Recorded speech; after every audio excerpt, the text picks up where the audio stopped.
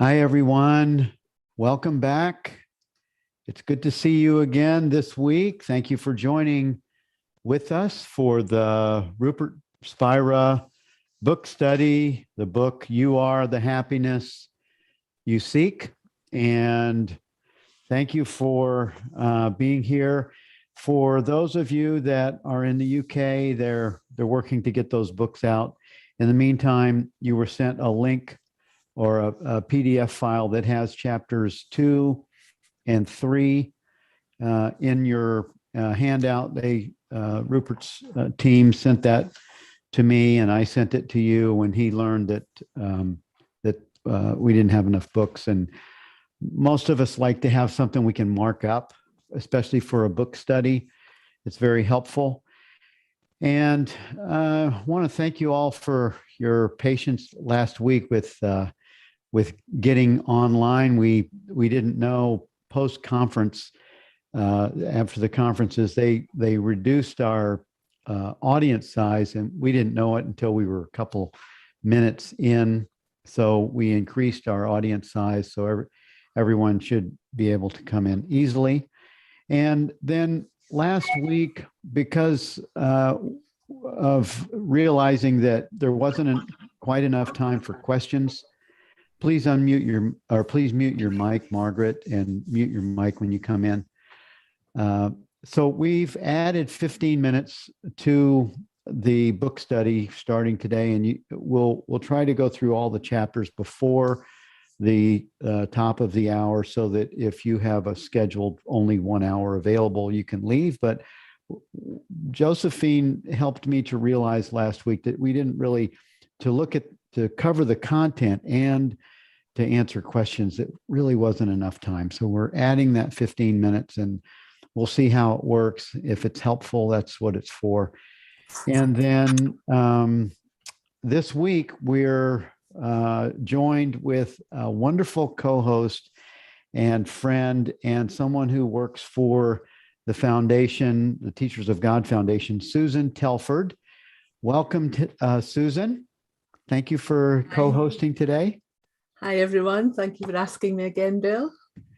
I want to tell everyone a little about Susan. She works for the Teachers of God Foundation, and she's the project manager for the Integrated Awakening Community Evolve.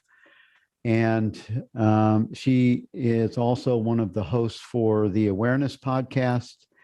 She is an ordained minister at Awakening Together. So she's really, her heart is in her life, like most of us here, is in the seeking. And I'm happy to say that the search is over for Susan, and she was a co-host for our last book study. Everyone enjoyed her involvement. And if you're on the Western side, if you're American, most Americans say, "Oh man, I love her voice, love her accent."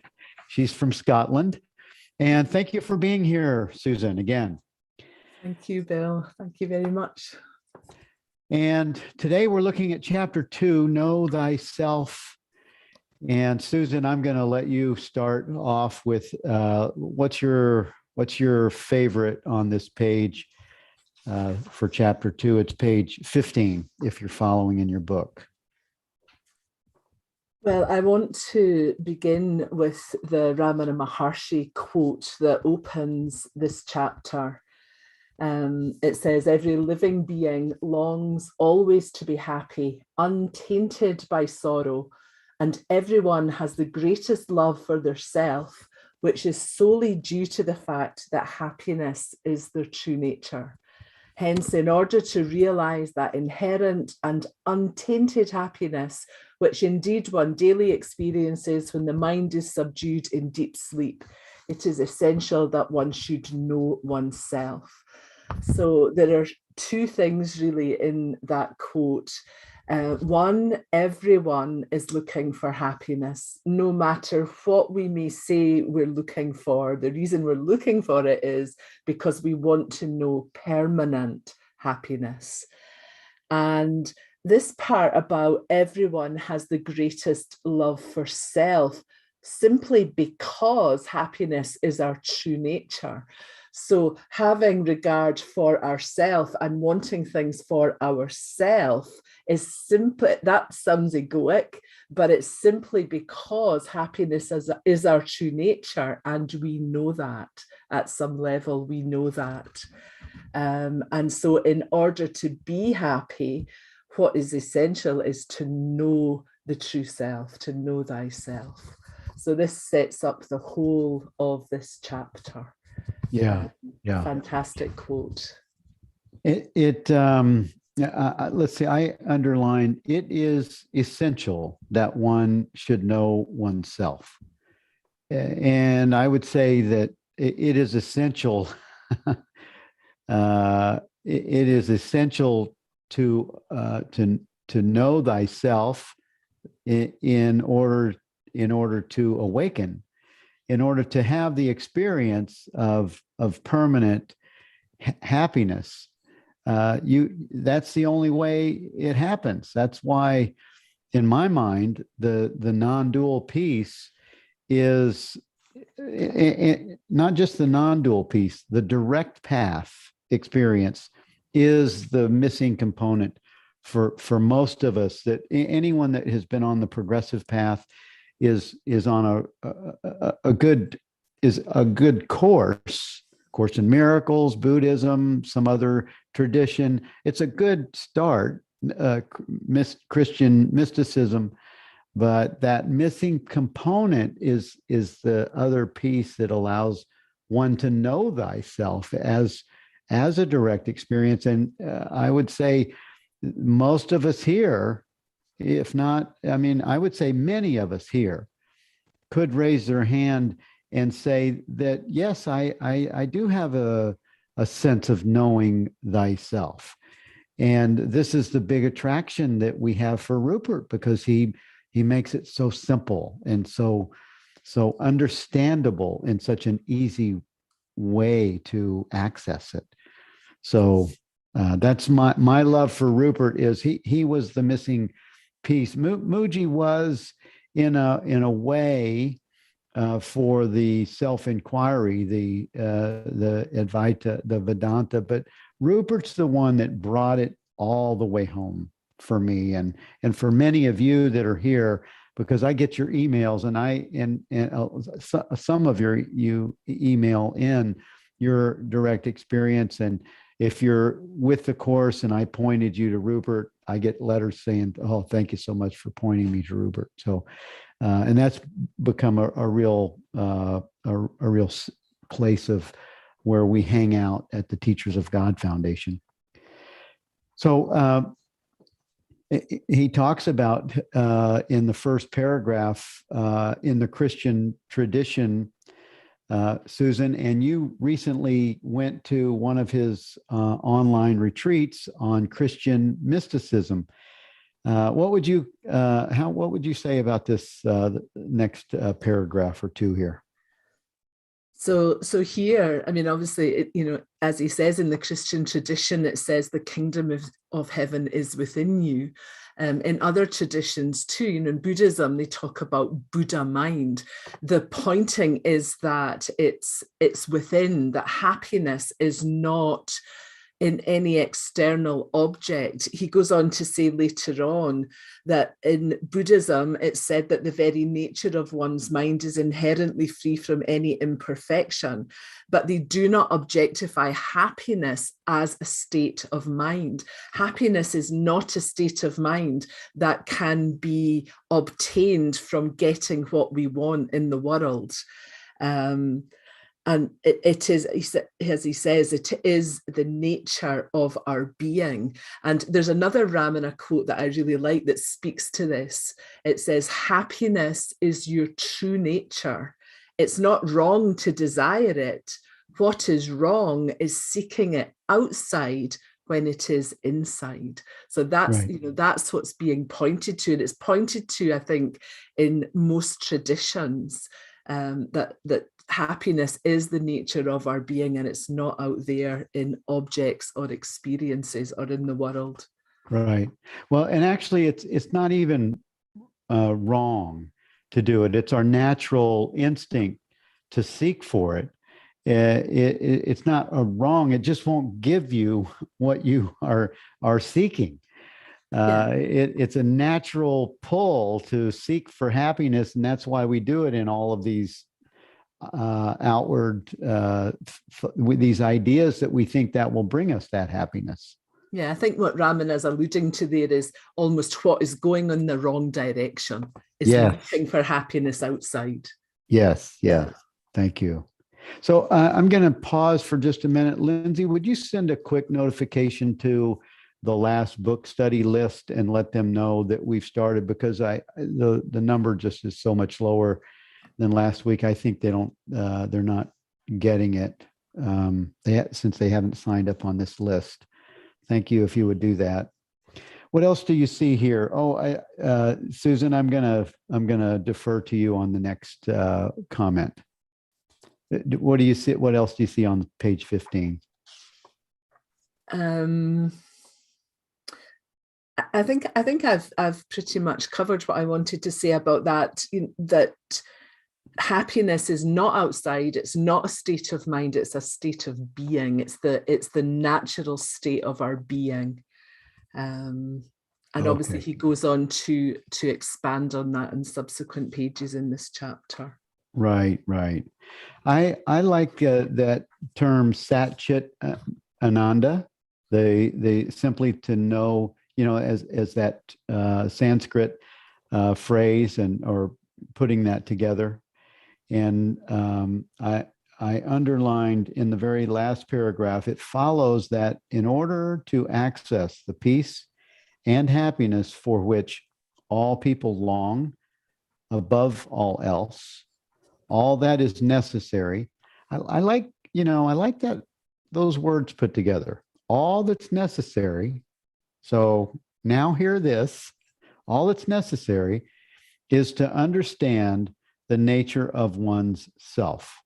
For this reason, the words know thyself were carved onto the entrance of the temple of Apollo in Delphi, thus standing at the very origin of Western civilization. And, we just finished our conference, Know Thyself conference, and it's not an accident that we pointed to that. It's and it's not an accident. I mean, you have a blog coming out tomorrow called what's the title of it? All that is required. Yeah, is to know thyself. And once you have the glimpse, if you have a glimpse, and you probably all know what a glimpse is by now, an aha. And it's that's that moment of satisfaction. It's that moment of total bliss and pleasure, or just, oh wow, it's that easy. It's that just to be aware of being aware is to know thyself. And it's so fast and it's so simple. The mind comes in and says, oh, that's too easy. That's way too easy. And it is that easy.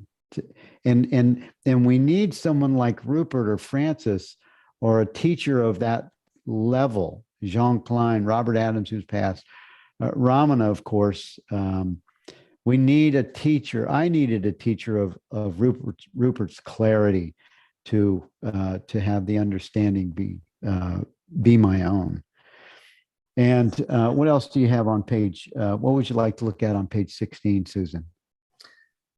So just after the part that you've just mentioned, he says, we all seek happiness, but most of us seek it in objective experience. We're looking for happiness outside ourselves. But what's being suggested here is that we seek it at the source, which is our being, that we come to know our being, and we discover the peace and happiness that is the characteristics of our being. And for that reason, it's called the direct path to peace and happiness. And then he goes on to talk about being at a concert. I love this, how he just led us through the process of becoming aware.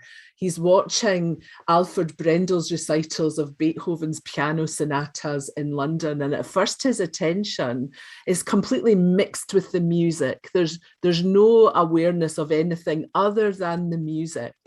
And then he realizes that he is not only aware of the music, but the fact that he is listening to the music. And that's the first step in awareness, isn't it? Awareness of the object. That I know that I am aware of the sound of your voice or the music or whatever. But then the second step was he became aware that he was aware of listening to the music. In other words, I became aware that I was aware. And I just thought using that device of him at a concert really gave a glimpse really into how awareness is aware of objects and then becomes aware of itself. Yeah. Yeah, that was a game changer for me. And I know for all of you, that's a total game changer. I love I didn't hear this story before reading it in this book of Rupert's discovery. This reminds me of Lisa's 40 day, where she was so upset. She was in the 40 day. She talks about being in the bathtub. And she was so upset with her ex-husband or their relationship or whatever kind of thing she was going through. And she realized she was watching herself have a tantrum, have a fit in the bathtub. She became aware of her pity party, her crying episodes. And those are little signals for all of us. When we become aware, like when we say, why did I do that? Before the mind comes in and makes us guilty for it, it's awareness that's informing us that we're watching the movie with our name on it. We're watching the Your Name movie all the time. And having this understanding, we don't have to log into it and we don't have to make it real and suffer the consequences of following the chitty chatter that comes afterward. There's Susan, did you pick up on the where Rupert sort of implies opening the portal to awakening, where he says, I think that's actually what you just mentioned, isn't it? After some time, I noticed that I had the ability to travel backwards and forwards with my attention between the music in the foreground and the presence of awareness in the background. And I think that's a key idea that's being offered here, that we have abilities. We have abilities to stay present as awareness, as the self, and travel without really moving, without leaving where we always are, right? And in my mind, that's a kind of that's an aha kind of a statement that he's offering here, that we stay still. What our true essential self is, when we remember something, when we bring the past forward, or we remember something that took place, we're traveling, but we're not really going anywhere. Yeah, and I think what's important there too is that when that ability opens up to rest as awareness, it's the outward facing path, isn't it? It's the ability to remain as awareness while engaged in the world and in experience without getting lost in it.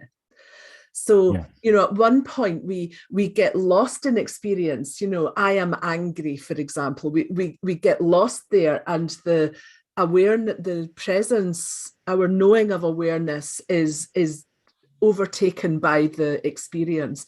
But I think what he's pointing to here is this ability to be both settled as awareness and involved in external things, and to move backwards and forwards, almost for the attention to go out into the music for a time, and but never losing sight of the true identity as awareness. Right. Right. And then he opens up a third thing. I don't know if you're ready to go to the next section. Yes. Go ahead. Yeah.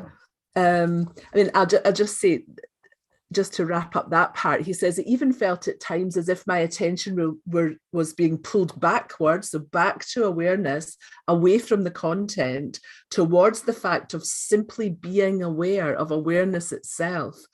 And then, as you said, traveling backwards and forwards. And then he said he found wait.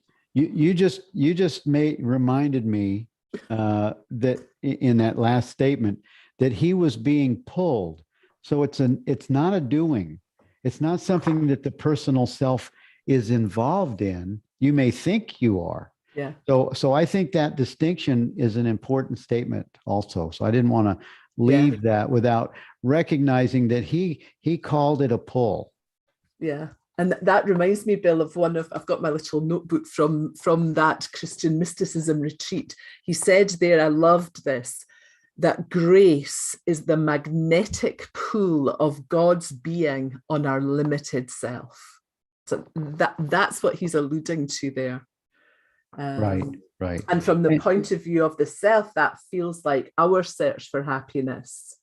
But actually, it's the pull of grace pulling us back into the knowledge of who and what. And grace is not separate from our own being. Grace is just it's an element of activity that is you could call it love, pulling love back to itself. Yeah. Yes. Yeah. It's not separate, absolutely. So then he says at some point, so now we have the background of being aware of being aware, and the foreground of the music in this case. And then in the middle, he said there was an intermediary layer of experience, a middle ground, so to speak, of thoughts, feelings, and sensations of the body. And so he said, now there are three experiences: the external world, which was the concert hall and the audience and the music, the sense of being aware, and the mind and the body, the thoughts and the feelings. And then he had the realization that the body and mind, the thoughts and feelings, were also an object of experience. And for me, that was the clincher for me when I realized that, oh my God, I'm not even Susan. I'm not even human. That's an object. It's an object. Yes. Oh my God. Thankfully, I'm not really this. As long as you can problems. Well, I mean, as long as you can let go of your attachment to the identity, it can be accepted as a total blessing, because this thing, it breaks and it has hiccups. So yeah, when you can identify as the changeless, as the self that is eternal presence, what God is, that's a freeing idea. That's a freeing experience. Yeah.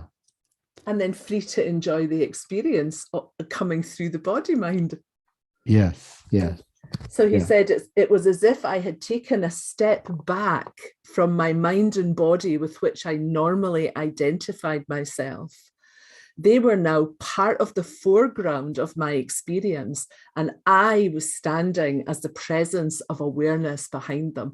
So this is almost like Rupert is describing a moment of awakening in his own life here, where he realized, I'm not Rupert sitting in this concert hall listening to this concert. I am the presence of awareness of the body, mind, of the thoughts and feelings, of the music, and of awareness itself. Because it's not the body mind that's aware, it's awareness that's aware of itself. Right. And again, that's a crucial realization, I think. Yes. Yes.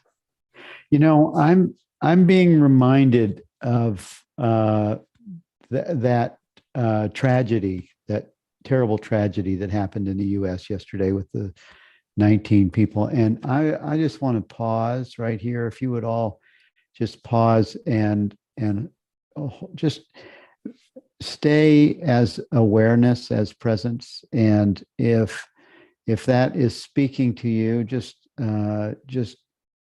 know the love for the parents that are totally can't imagine, but just knowing that they are the love, that they're the unchanging experience that we're speaking of, that you are awareness, you are presence. And I can't imagine your heart space, your grief over your child or one of these teachers, but I just want to hold a space of love and presence for you. You are this presence and this power and the sameness of this I am, and also so is the shooter, who is so confused, and we just hold this space of love for you. And for all the children that are so scared, we're holding the space of presence. And I am that you are this same awareness, little one, holding the space.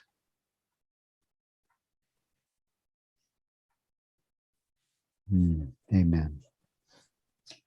Amen. Thank you, Bill. Yeah, I felt like a pull to do that. Okay. What else do we have on that before we leave to a shift in identity? So the part just before that, he said, in particular, I noticed my thoughts and feelings were a layer of experience that not only was added to my experience of the world, like subtitles upon a movie, but also through which I interpreted the world. So he had the realization that he was seeing through the filter of his own thoughts. He saw that was a layer that was added on to his experience of the world. And he goes on to say that he also later noticed that his experience was filtered through his sense perceptions, and all of that impose a limitation. You know, there's a Nisargadatta Maharaj quote that says, the world that we see is very small, because we all see a world that through the filter of our own sense perceptions, thoughts and feelings, and that it's utterly private, that nobody else sees the world exactly like we do, which I think is the meaning of there's no world. There's no world upon which we all agree. We all see our own world projected. Yes. Yeah. And, you know, he said that also gave rise to, well, what is the world? What is that? But that's beyond the scope. He said, for now, this challenge to my customary sense of self was enough. Yeah. Yeah. And that is his awakening. You can tell that what we just walked through was Rupert's awakening experience. Yes. It was certainly part of it. I'm sure, you know, there were other times, but you can see that was a real stepping back from identification as Rupert the man, Rupert the body mind, to awareness. Yeah. And, you know, the realization was that the body mind is also an object of experience. It's an object of awareness.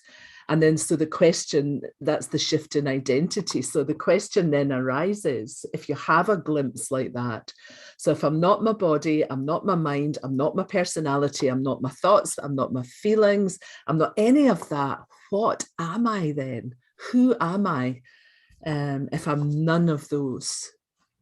And Well, he says, you know, he was... in my mind, this is the place, this is the altar of truth. Yeah. What am I? Not even who am I? What am I is the altar of truth that gives it gives the peace that we all long for. It gives that place of you know, it's a place where you can reside when the upset is coming in, when the like when terrible things happen. Like yesterday, I was so like taken back that all of these small children were killed. Where do you go with that emotion and that feeling? And the only place I mean, I say the place that we all have available is this place of presence, this I am awareness. What am I? We go to that because that's where we're the same. We that's where we can hold the space for everything that occurs in the bodysuit. Yeah. And I love that you're saying that, Bill, because it's so easy for people to just jump straight over that and say, oh, well, you know, we're not the body and we're spirit and we are the I am presence, and somehow minimize events that happen that affect us on the level of the body mind.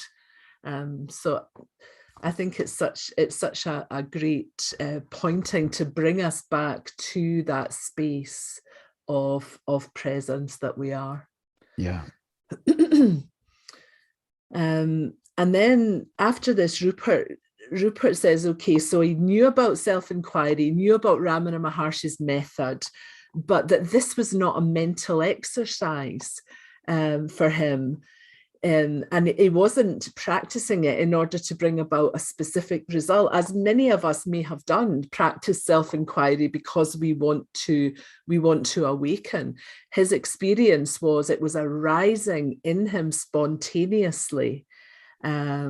Where are you reading that? I'm on the third paragraph of A Shift in Identity. It starts, this questioning was not just a mental exercise, nor was it a method I was practicing in order to bring about a certain result. It seemed to be taking place spontaneously, although I was cooperating with it. And again, I think that refers to that pool of grace. Yeah. But he wasn't doing it. He recognized he wasn't the doer there. It was happening. He was cooperating, but he wasn't doing it. He wasn't sitting down and saying, okay, what am I? And going through a mental process. Right. Yeah. And I like that he makes statements like many of us do. Even in his writing here, he makes a statement that appears, as you said, like a doership, like he's doing, and he's really not. It's an impulse that's coming from what I call awakening awareness, that is impulsing the body mind, that's giving an impulse, a pull to cooperate. Yeah. And then he leads us through what became obvious to him that I think, you know, is really worth contemplating deeply. It became obvious that whatever it is that knows our thoughts and images is not itself a thought or an image. And, you know, if we think about that, if we have a thought about anything, you think about a pink elephant, that thought of a pink elephant can't have another thought. It is a thought. It's an arising, and it can't have a thought. So it's not itself a thought. Whatever it is that's aware of our feelings and sensations is not itself a feeling or a sensation. Whatever it is that perceives the world is not itself a sight, sound, taste, texture, or smell. So what is it? What are all of these things? And he says it is simply that which knows or is aware. It is ourself. It is awareness or consciousness itself. And he says that he uses those terms synonymously in this book. Yeah. And that's such a, I think I mentioned that before, that's such a crucial realization too, that it's not me, Susan, that's aware. It's awareness that's aware of itself. And I recognize, I am that. Yeah. Yeah. There's a difference there. Yeah. Somehow the transmission comes in where Susan takes credit for it.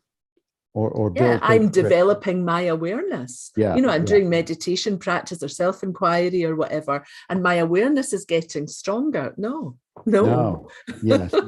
Yeah. Thanks for that clarity. Yeah, I did that for quite a long time. Yeah. So let's drop into the chat a little bit. Rick mentioned Rick's a couple posting of things. Some fab stuff as always. Well, yeah, Rick's busy today. Rick, thank you for your awesome quotes, and we don't have time to read all of them. But I want to look at a couple of them. One at 12:13, Rick said, "We are not clueless. Just about everyone is a bit suspicious about who they really are. That is, deep down, we sense we are not the person we portray ourselves to be. We are not defined by our roles, ideas, stories, and behaviors, etc. Conditioning has taught us that this sense may be interpreted as a sign of insecurity. On the contrary, it's a great clue." And I don't think all of us deep down know that, Rick. I think that comes out though, Bill. With people can say things like, they may achieve loads of success in the world, for example, and yet still have a sense of dissatisfaction that there must be more to life than this. There must be more than this. That's that intuition, I think, that we know we're more than these bodysuits, as you say. True. Yeah. And then Patty said, pull is manifested self, while push is radiating the true self of unconditional love. Yeah, I would say pull. I mean, it depends on what you mean by pull, because a pull is, as we said earlier, is the pull of grace. Grace, we have inspiration that's a pull that pulls us to do this or do that. And it feels spontaneous. There's no resistance. There's just a natural flow involved. So in that regard, that maybe defining what you mean by pull, push and pull, to me, it's just a movement. And then Rick at 12:22 says, real happiness is not of this world. It's unborn. It's not within the realm of cause and effect or the result of anything objective. This must be clearly understood. It's the peace beyond all understanding. Yes, this is totally check the box, because this is where I would say the word must definitely applies. It must be clearly understood. And when you say a statement like that, it must be clearly understood. It's not a you have to do this. It's a this takes place for peace to occur, for understanding for happiness to be realized, right? That's what the must means in my mind. And before we go back to the book, let's just see if we have anything.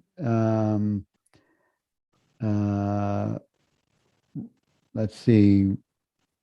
I like Rick's statement at 12:33. Soften our attention. Our use of attention is very useful, but it does not always need to be agenda mind driven. Yes, simply notice our trained use of attention. Most of humanity has been conditioned, trained to restrict our attention entirely to the objective realm, thereby overlooking the non-objective essential. This is a very leaned behavior. By simply noticing this conditioned behavior, it is a huge initial step. Yeah, I think that's an earlier step, though, Rick. I feel that what happens when one is really seeking to know thyself above all else, the knowing of the self does all the movement. It's not a behavior. It's not a something that you do. It's a something that occurs, that happens as a movement. Would you say that, Susan? I felt as if what Rick was pointing to there was what we said in the beginning of the stages of awareness that Rupert spoke of. First of all, the directed attention outward, and then the awareness, or aware of itself. Yes. And he said simply notice our trained use of attention. For me, resting as awareness is self-resolving. It cleans everything up if I don't touch it. If I just rest as awareness, and it's the same thing that Rupert's he put it on paper. He's given it to us, those experiences in the book. Otherwise, it was his experience that he was noticing and becoming it was revealing, his true self was revealing itself to himself. And we all have that.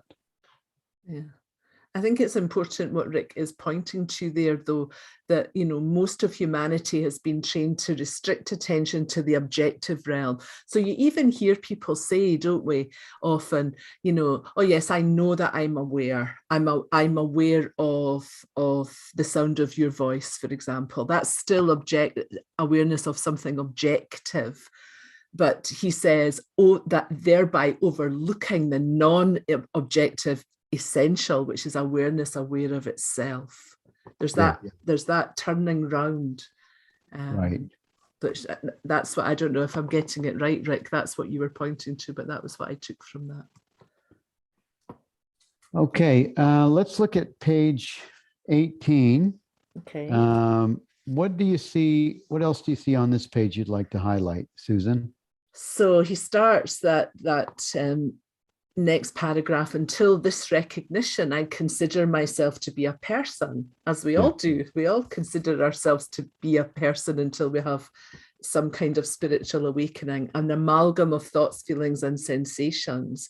I seem to be myself as this person. We've spoken about this already, that we think, it's me that's aware of the world. And he considered awareness was an attribute of the body mind, a faculty that I possessed, my awareness. But he now realized that the person that he imagined himself to be, and take that in, the person you are imagining yourself to be, is something that you are aware of, that the true self is aware of the person you're currently imagining yourself to be, along with our experience of the world. I recognized I was essentially that which knows or is aware. So it's almost like there's a deepening of that initial recognition.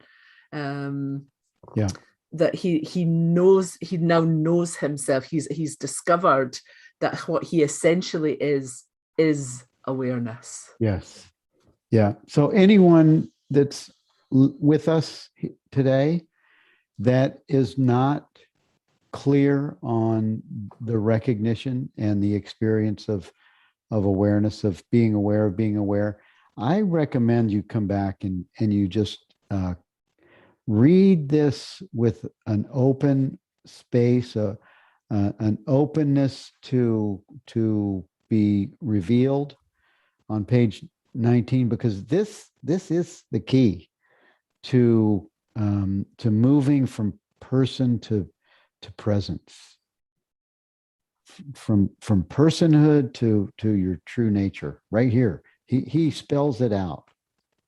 Yeah, and all we have to see is what is it that is constant in the presence of all of these thoughts and feelings and emotions and the body. What is it that is constant, that never, never changes? And to shift the identification to that. Yeah, I mean, I love reading his experiences. I love reading this. It's a very clear path. It's a very clear opening to go from personal self, from body suit, body mind identity to what is aware of the experience or consciousness itself. It's just awesome. And then he makes it really clear too. This is not just for our personal edification, even though those words don't even make sense. He said the transition from the belief that we are a person with the faculty of awareness to the understanding that we are awareness seems like a small step. However, it has enormous implications for us as individuals, but for the evolution of humanity as a whole. He suggests it's the next evolutionary step and that the actual survival of humanity depends on it. And I wholeheartedly agree.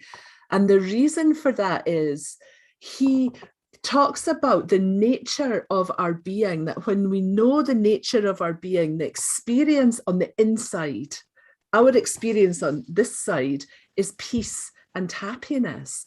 And people who are having an ongoing permanent experience of peace and happiness don't hurt other people. And when we recognize that that experience of being is shared by each one of us, it's the same being, there's only one being, our behavior then is motivated by love, because you are me. I can't hurt you, you are me. But there's just one thing. And so all war ends, all hunger ends, all conflict ends, and everything changes because there's only one being. And we are that. I am that. Yeah. Yeah, it goes back to humanity as we know it. Depends on this idea taking hold. I feel that it is. I mean, if you look at yesterday's news, you might go, "Oh man, we're screwed." You might say that, and yet look where we were 2,000 years ago when we murdered the guy Jesus, and where were we when we fought, 500 years ago when we burned people at the stake. So we're not where we used to be. So we are making progress as long as one of those guys doesn't push the button. And if they push the button, then we just start over again, I'm sure. So we can't be too worried about that. We have no control. We can't change someone's actions, and we can be happy that we know the self, and that when the game is over, it's just a restart for consciousness. So I know that makes light of it, but when someone does that, you need to make light of it, because you're screwed. I like what Rick just said. Recognition of the real self may be the next natural stage in evolution, but even then we'll attempt to take credit for it. Yeah, right. Yeah, exactly. Build a religion around it. Yeah, right, exactly. Okay. So what else on page? So he goes on to say the understanding I am awareness is the first great understanding. So that's step one.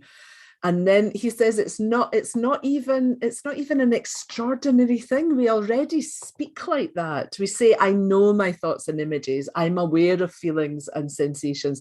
I perceive the world. We already know that we are the knowing, aware, or perceiving element. We already know that. We just don't formulate it as such until we actually stop to look or are exposed to teachings like this.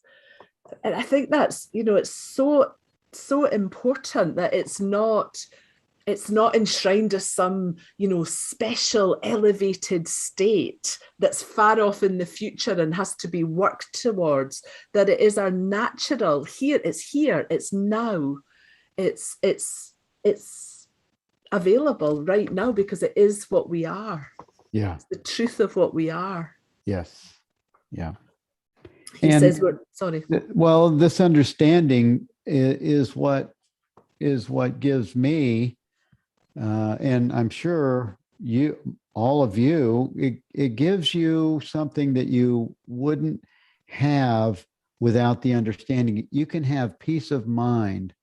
You can find peace in the midst of chaos and tragedy. And from there, I mean, I don't find peace in the killing of all those children and of innocent people in Ukraine, but I can have passion and know the peace of God that they are as well. So in that ability, but for us individuals as people, this is where we can find a space of peace that's true for everyone. Yeah, it's found in knowing the self. It's the inherent nature of the self. Yeah. There's Shelley said, I can sleep peacefully without fear now. Yeah, me too. And that's what these ideas offer, is they give us the peace that passes understanding of time and space, basically. And then Monique said, if Bill says we are, this is at 12:50, if Bill says we are making progress, how does this relate to the perfect oneness that we are? Well, I would say that I mean, well, I interviewed Rupert a few months ago, and Rupert made a statement I also agree with, that our time, even in, our time is ripe for this understanding. This generation is ripe for this understanding. Look at the number of people that go to his retreats and that are looking at his book right here and interested in these matters. So I feel that this is we all have or maybe we all don't have a sense, but I was born with seeing the glass half full, and I have a sense that this progress is happening.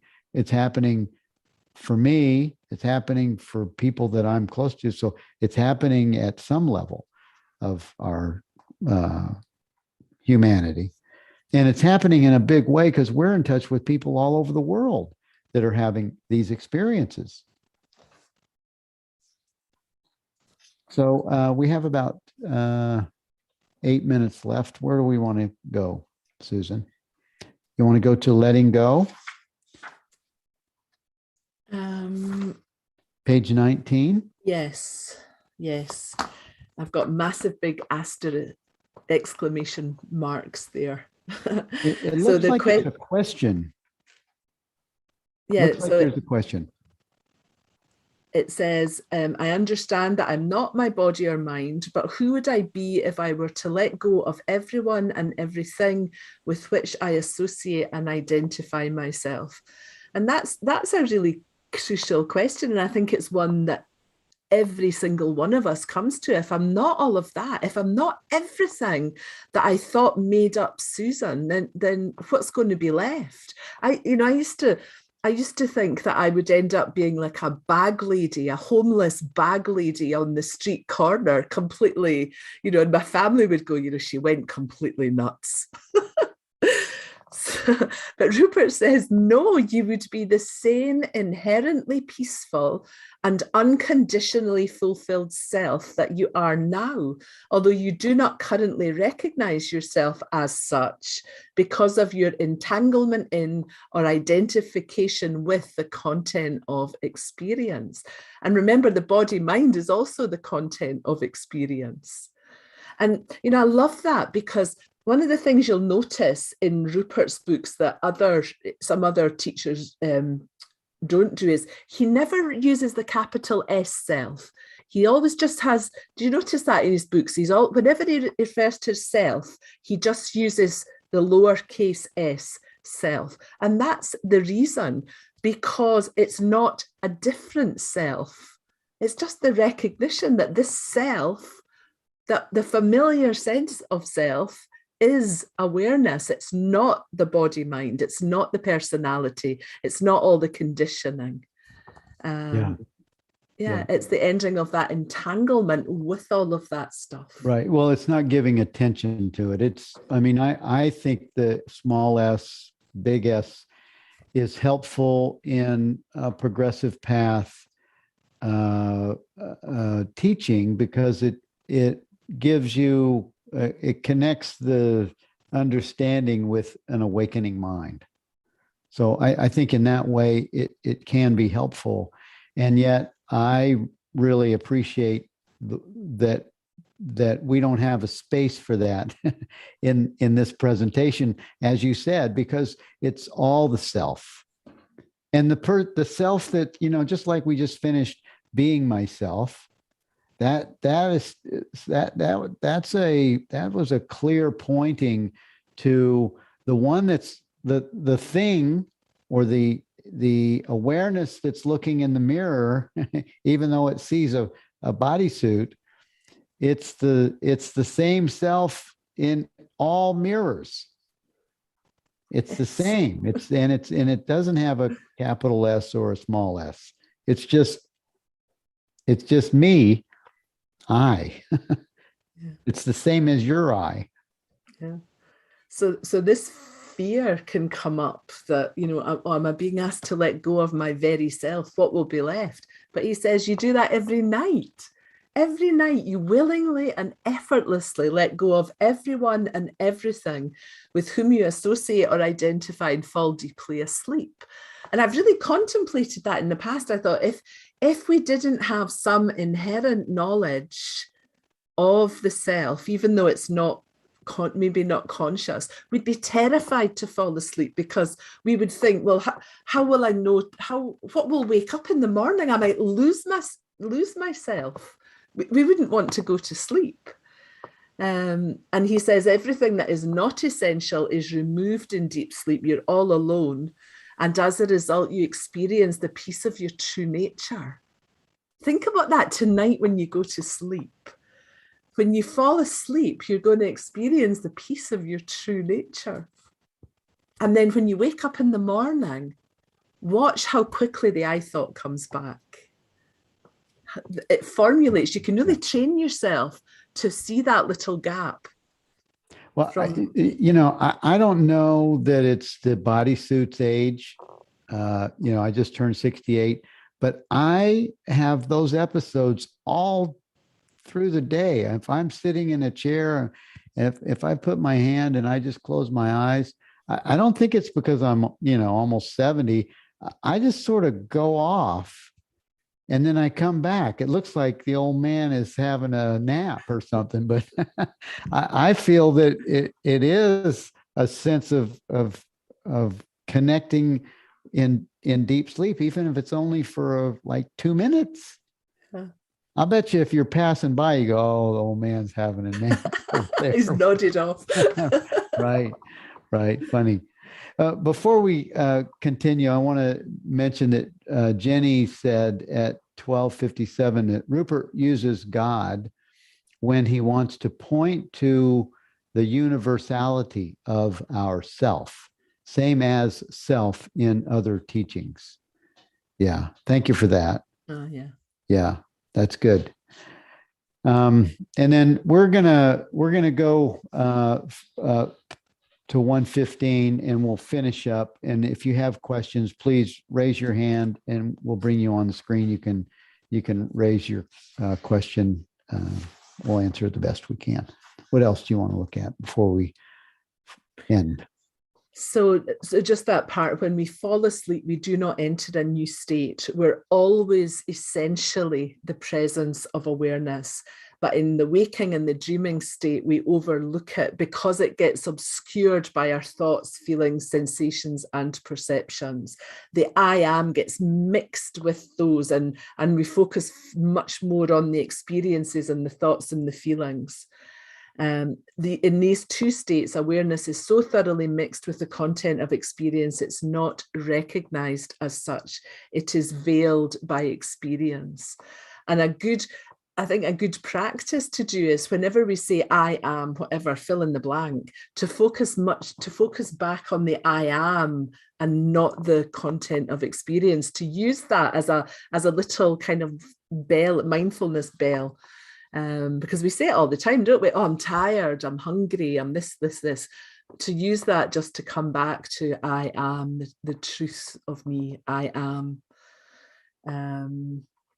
And he says, when we emerge from deep sleep into the dreaming and waking states, the presence of awareness that we essentially are does not change or disappear.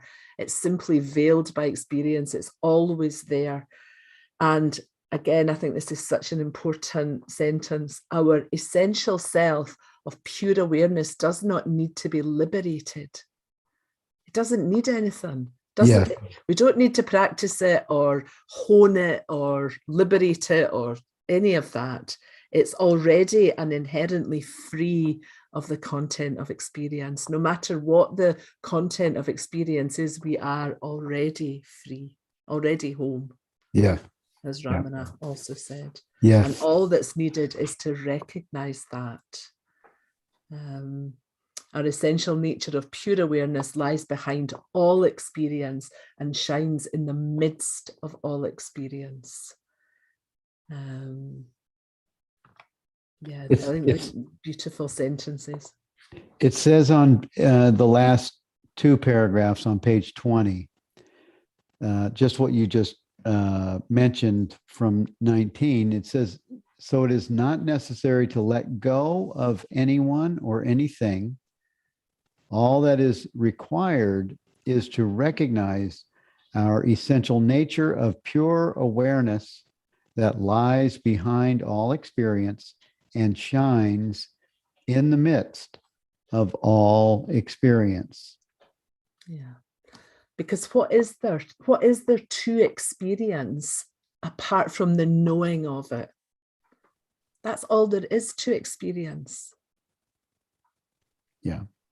And yet we go to retreats, we have, if you go on a retreat, you have meditation. So it's a non-doing doing. It's moving in what I call the ladder of awakening in your understanding.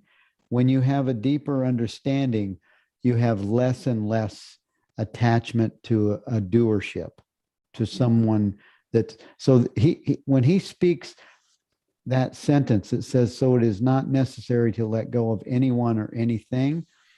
Well, that's a mature awareness in my mind. And I know there's no such thing as a mature awareness, but there's it somehow we access this true state of pure presence that needs no add-on, that needs to do nothing but be itself. Yeah. And he reassures us at the end, we're not going to lose our ability to think, feel, act, perceive, and relate. So the very things that we have realized were not our feelings or thoughts, we don't lose that ability. In fact, they're greatly enhanced by this new understanding of yourself. for the one on whose behalf they arise and in whose service they are undertaken will be clearly known. And that goes back to what I said before, that when we realize our shared being, then everything is motivated by love. Yeah. Yeah. Because we know on whose behalf we're acting, and we know, as he says, who we are in service to. Yes. Yes. I like what Melissa wrote here at 1258. Remember, there are no others. Focus only on one's own understanding, and the infinite self will do whatever it will do perfectly well. Yeah. So, I mean, we have a hard time taking our hands off the wheel, right? So we think but when we take our hands off the wheel, things tend to go our way. They tend to work better for the bodysuit. Yeah. And that's that. There's a line in the manual of A Course in Miracles, isn't there, about what you'll quote it better than me, Bill. Why would you fly with the wings of a sparrow when the finish it off for me? You know, the bit with the mighty eagle. Yeah, I can't finish it off, but you're right. I mean, you're on track. Yeah, it's the same thing, isn't it? Yeah. Why would you fly with the wings of a sparrow when you're an eagle? Yeah. Rick says at 104, without the experiential approach, the mind attempts to turn any teaching into philosophy, religion, practice, etc. Keep it simple and experiential, almost from the shoulders down. Yeah, keep your head out of it. Yes. Yeah. So the idea to go to 115 is if there are any questions. So if there are any questions for anyone, we've completed chapter 2. And Susan, thank you for being an awesome host as usual. Really appreciate your involvement, the way you manage the book study. And somebody said that you're on fire, Susan, and really appreciate that. And Patty has her hand up. Patty, would you please unmute your mic? Hello, hi, Patty. Long time no see. Yeah, right. Yesterday, whatever. I just want to go step by step to help me know if I have a recognition or not of the truth. When I see something beautiful, like a flower, and that's objective reality. But in that objective reality, when I recognize beauty, I have a sense of awareness, recognizing itself in the object of what the object inspires in me. Is that true? Is that God, the God that I am, recognizing itself in everything? I would say absolutely. I would say absolutely. And the mind, of course, is trying to put a mental construct on it, but it feels like what you're describing is awareness, being aware, and the body, the mind comes in later. The inspiration comes in with beauty. And for some reason, I don't know why color, we connect with beautiful flowers and in a different way, but it seems to be an inspired energy of presence where where awareness sees itself and recognizes itself. In fact, awareness is not separate from hatred either, or from sewers. So there's not a separate thing that happens just because it's a beautiful flower. Inspiration comes and it has a sense of beauty and movement that brings that bliss experience. And Can I just add something to that, Bill? Please? Yeah, go ahead. Francis Lucille talks about the experience of our true self is truth, love, and beauty. When I'm probably calling Jenny Beale to help me out here, when thought dissolves in understanding, that is truth. When feeling dissolves in understanding, that is love. And when sensation dissolves in understanding, that is beauty.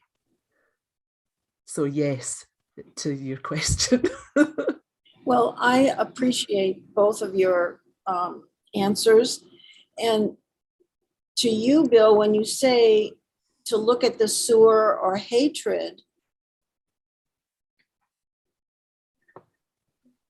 to be the presence of awareness, embracing, connecting with that, doesn't that mean, or doesn't it follow that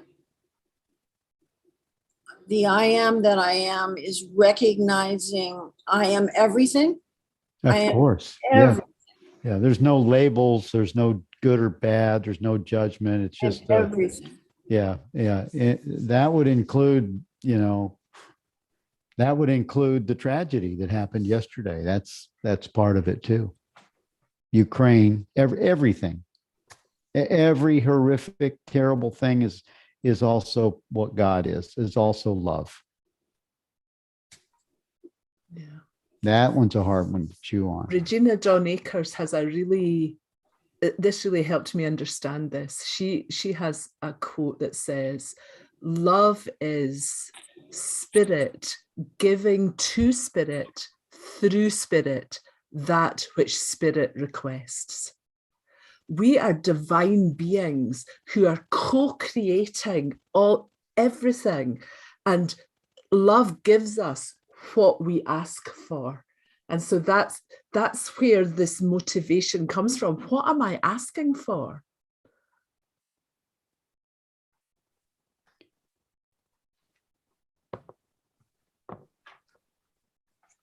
Good question. Thank you, Patty. Thank you. Thank you.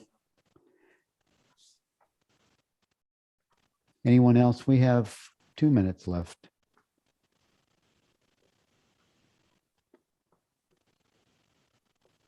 Jenny said the only time we are not recognizing ourselves is when we are thinking we are something separate from anything else. It's not a special state. Yeah. The thing is, and I like what Rick said. He said, we must stop dummying God down to a human understanding. Yeah, because what happens is we are what God is. Someone please, if we would have let Moses know that, we would have a whole different Old Testament. No telling what would have happened. Well, thank you, Susan. Do you have any final words before we close today's book study? This has been awesome. I just want to echo what Rick has said about making it experiential. It's very easy to try and understand all this stuff with the mind. But as you said earlier, Bill, go back through this chapter and and have your own experience of it. Look at how it's operating in your own life, and look at what is constant, what never changes. Take it, don't take it as an intellectual, oh, that was a nice book group. Use it as a stepping stone to your own experience, so that you can know thyself. Yeah, there it is. All right. Well, thank you all. And we'll see you again next week if you're here. And thank you for coming. Thank you, Susan Telford. Thank you, Rick and Jenny and Patty and everyone that's had comments in the chat participating. And I'll see you next week.